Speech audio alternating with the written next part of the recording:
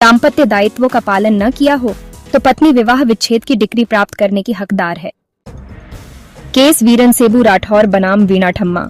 जहां पत्नी पति से दूर अपने पिता के घर रह रही है, पति ने कभी यह कोशिश नहीं की कि वह उसके साथ दाम्पत्य जीवन गुजारे।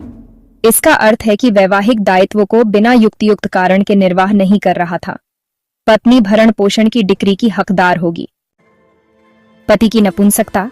यदि पति विवाह के समय नपुंसक था तथा बाद में भी रहे तो पत्नी विवाह विच्छेद की डिक्री की अधिकारी है। डिक्री पारित करने से पहले न्यायालय पति के आवेदन पर आदेश करेगा कि ऐसे आदेश के 1 वर्ष के भीतर वह न्यायालय को आश्वस्त कर दे कि वह नपुंसक नहीं रहा है। यदि ऐसा करता है तो विवाह विच्छेद की डिक्री नहीं पारित की जा सकती। पति का पागलपन। यदि पति 2 वर्ष से पागल रहा हो या कुष्ठ रोग या उग्र रोग से पीड़ित हो, इसमें 2 वर्ष की शर्त आवश्यक नहीं है। पत्नी द्वारा विवाह की अस्वीकृति।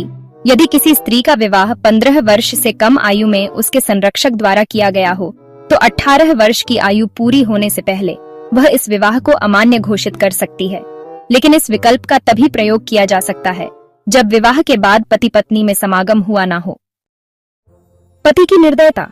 यदि पति उसे अक्सर पीटता है या उससे ऐसी क्रूरता करता है जिससे उसका जीवन दुख में हो जाता है, भले ही ऐसा व्यवहार शारीरिक दुर्व्यवहार न हो, इसमें शारीरिक व मानसिक दोनों प्रकार की क्रूरता शामिल है।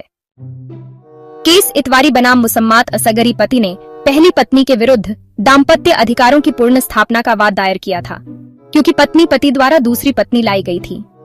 उच्च न्यायालय ने अपील खारिज करते हुए कहा कि पति को साबित करना चाहिए कि उसके द्वारा दूसरी पत्नी लाना पहले पत्नी का अपमान या निर्दयता नहीं है।